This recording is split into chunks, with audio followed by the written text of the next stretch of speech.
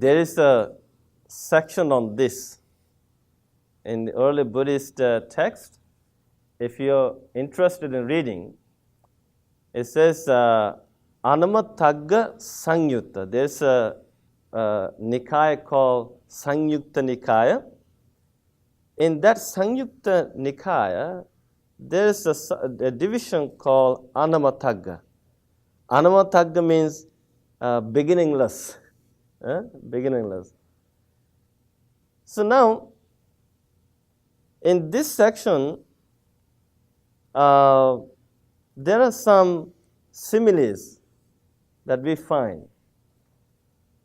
Then there is a sutra called Asu Sutta, the Discourse on the Tears. The how much have you cried? How much tears have you shed? To make people realize, he gave a simile of the ocean. The waters of the amount of tears you have shed, because it would be much greater than the waters of the four great oceans. It's the Atlantic Ocean, Pacific Ocean, Mediterranean, I don't know what is Indian Ocean, you name it. So when you look at the ocean, the volume of waters it contains, even let's say Lake Ontario, looks like ocean, the sea. The Buddha said, we have shed tears more than the waters of these great four oceans. Why? How did we shed tears? He said, when our mothers died, we cried, we shed tears.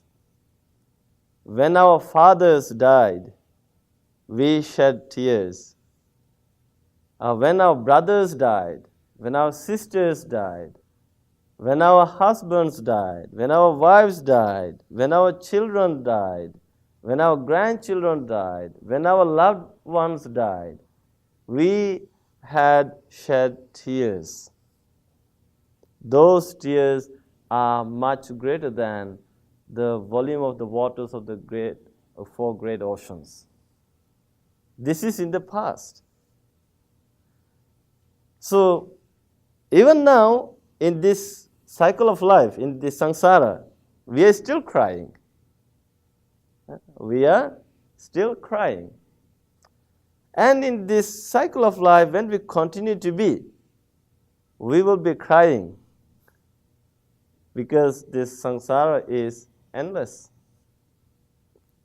So, this led the Buddha to make a statement.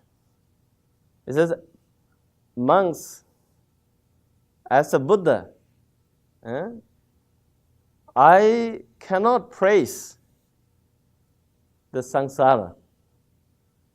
The samsara is characterized with birth, aging, sickness, and death. And because of birth, aging, sickness, and death, people are experiencing so much sufferings and pains. So, this is the nature of the samsara. Now, here, Buddha tried to find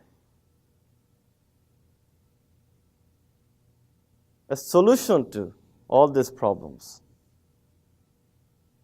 The samsara is such that the whole samsara is being carried by this suffering. In Pali, it is known as Dukkhena Niyati Loko. The world, the Sansara, the cycle of life, is being carried by dukkha, the suffering. Dukkhena parikasati. The Sansara, the world, the cycle of life is being touched by this suffering. But again, when you hear the word suffering, don't try to see this as negative. Now, this dukkha, the suffering, the problem has to be seen. We have to see this problem. Without seeing the problem, the solution is not possible. And also, when Buddha was becoming fully enlightened as Buddha, he developed 3 special knowledges.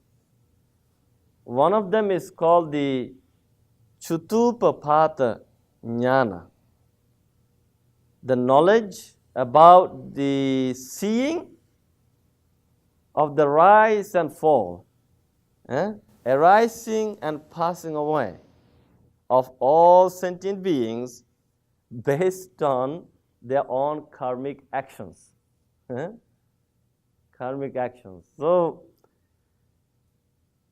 here's a nice story.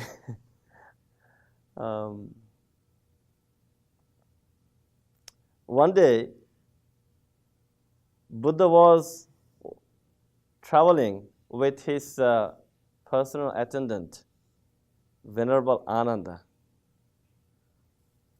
On the road, Buddha saw a sow, maybe a pig, and he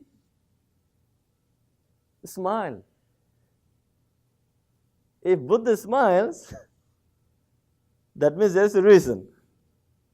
So Venerable Ananda knows this. He said, Lord, you're smiling. What's the reason? Then Buddha said, Ananda, did you see that sow? He said, yes. You know, during the time of another Buddha called Kakusanda in the past, this sow was born as hen. This hen was residing in a monastery and by the dining hall of the monastery. And there, this hen would hear the teachings or the recitations, chanting by the disciples of the Buddha. And this hen would love it. I said, there are animals, they love these things. And then this hen died. This hen was reborn as a Mahabrahma. Mahabrahma, it says, is the creator God, according to the Hindu tradition. Or let's say the Brahma. So, from there, this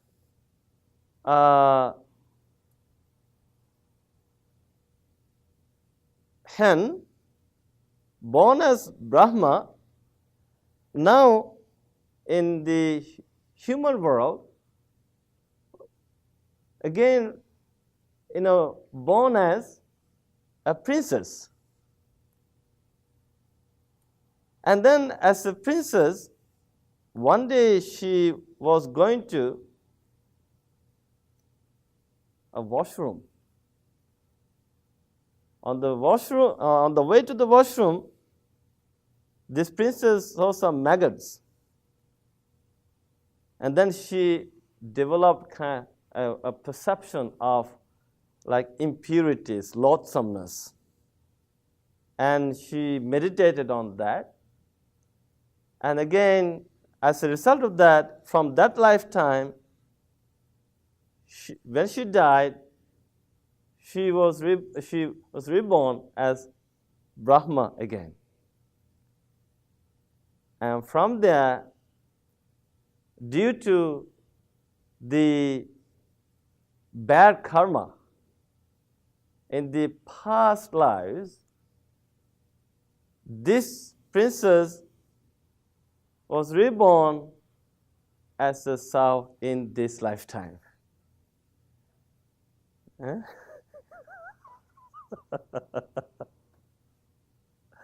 So now, Buddha said, Sansara is such that you cannot certainly say that you're like this, you're like that, this is what you have done, that is what you have done.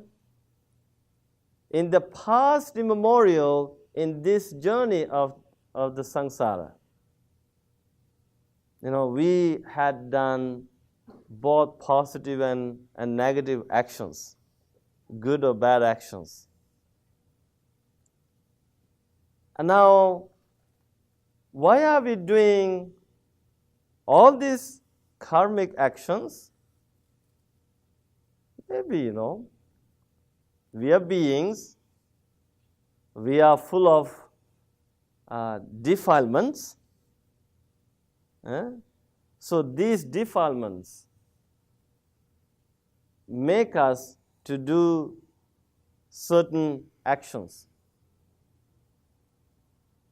And the whole cycle of life is fettered and hindered by the craving. The cycle of life is fettered and hindered by the craving. If we don't remove this craving, we will continue to be in this cycle of life doing all kinds of things. And when we do things, these actions, karma, lead us to different realms in this cycle of life.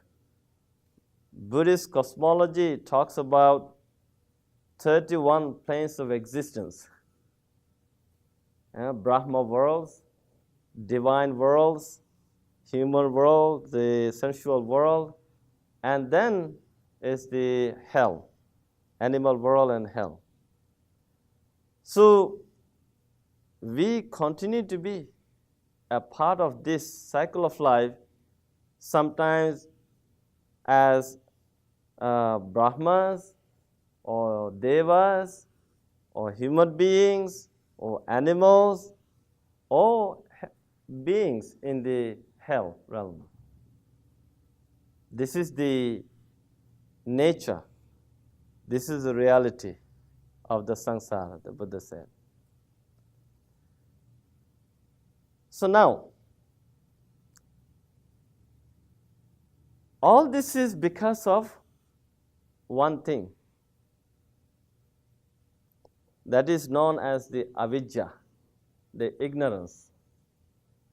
Not seeing the reality, not seeing the truth, we continue to do things because of the craving and desire, and these things, lead us to different realms. Then sometimes we feel happy, sometimes we feel unhappy.